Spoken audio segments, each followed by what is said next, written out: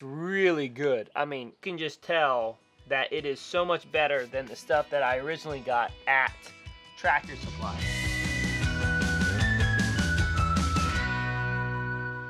Okay, are y'all gonna be okay? Yeah, and if Ollie needs anything, I'll ask you since you're the dad, okay? Sure. Go. I'm not gonna put you on the YouTube because you don't have clothes on. So, I wear contacts, and I typically prefer contacts. Last couple of days have been rough. So we have a kid that keeps on having stomach issues at night, and it's keeping all of us awake. Kelly's been staying up all night long. I've been taking the mornings, so I'm late getting the animal chores going. But they feel fine during the day. I just don't understand what's going on. So basically we just have a kid that is not feeling good. So it's throwing us off. So we are going to start getting ready. In 2 days, the Holler Homestead comes to stay with us for a while because they're heading from California back to North Carolina. We just want to present our place a little bit better than it is. It's really messy. So we do have a lot of work to be able to get done in these 2 days. So these chicks are getting big. So what I have been doing is I've been getting a scoop of the black soldier fly larvae because they're loving it. And I have been putting it here at this end. And then that allows me to move their little tractor this way. Man, they're getting cool looking. Starting to look like chickens. They're so excited. Now here's the funny part. They're all gonna jump out, but then they'll jump right back in. Okay, go back. It's in there. Go back. No. Hey, hey. Chicken. It's okay. You're gonna miss everything.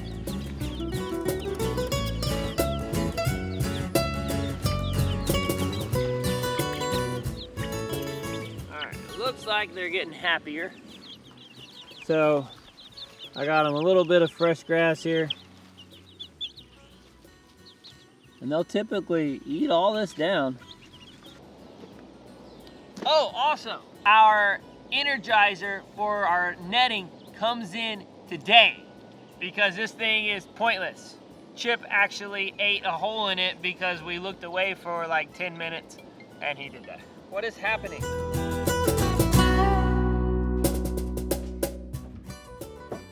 So I've never mentioned to you guys the feed that we are using for the chicks. Should I call them chicks or should I now call them pullets? What do I call them? Put that in the comments down below. What do I call these? Because they're not really chicks anymore. And they're not chickens either. So they're pullets? Let me know. I know nothing. This is what's so cool is if you know nothing, you're able to learn with us. If you know something, you're able to educate us / make fun of us and say, you really don't know anything.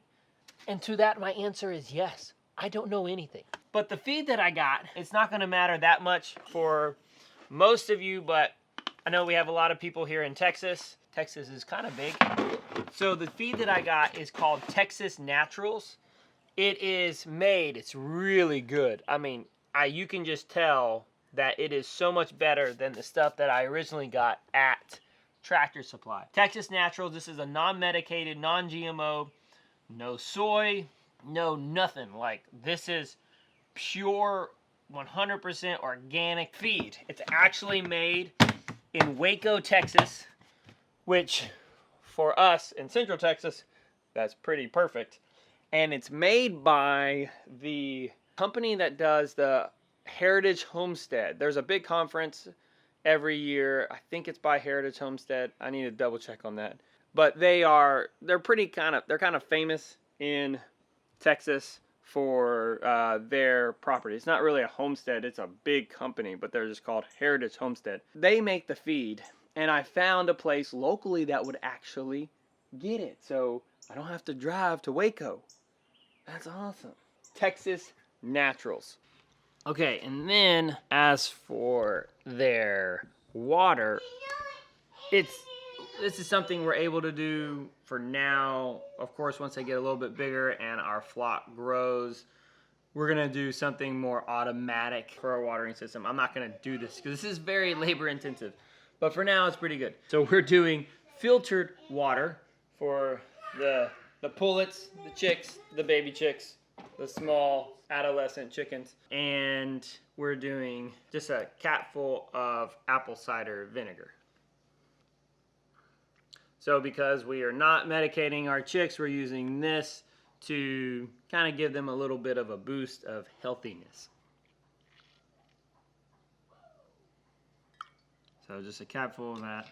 And we're using filtered water. That won't always be the case. Eventually we will just have to use our municipal city water or until we can get our rainwater system set up, but that's going to be a little while. We might have to just wait until do that in late summer. Unfortunately, lots to do. Hey, I do have 2 more things to ask about. Or not really to ask, but to say that I need your help with. This is not really help, just to say eventually we will be soaking our feed. It's not time to do it yet, but just because that's one more step of labor intensity that we are not doing, I think it's better for them, the birds, if we soak our feed, a la Justin Rhodes. I really believe in it. Many people do that, and I think that it'll help our feed go further and better digestion for the birds. Got to get all the systems in place before we do that. The second thing, I need your help because I need to find a good pair of boots. My Ariats, they are starting to wear, and I'm just not taking good care of them because I'm wearing them in the puddles and the sole's starting to split. They are starting to break down. So I need to take them to a boot doctor. These are just plain old $20 Walmart boots, but I want to invest into some better boots.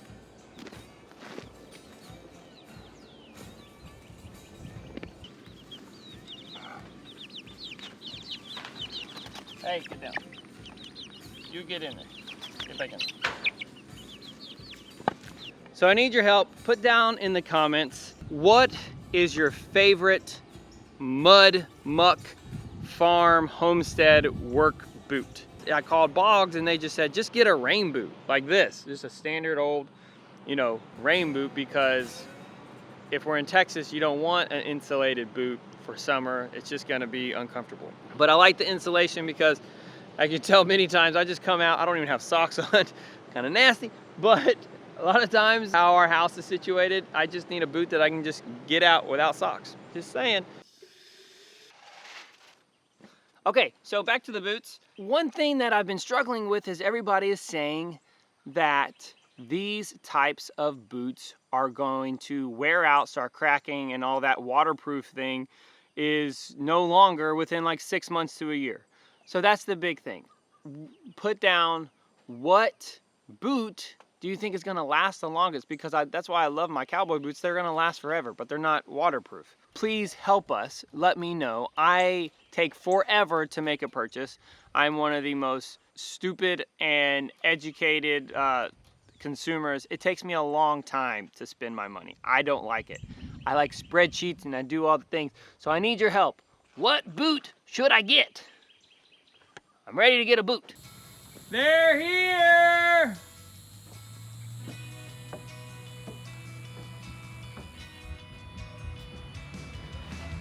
Chill, chill.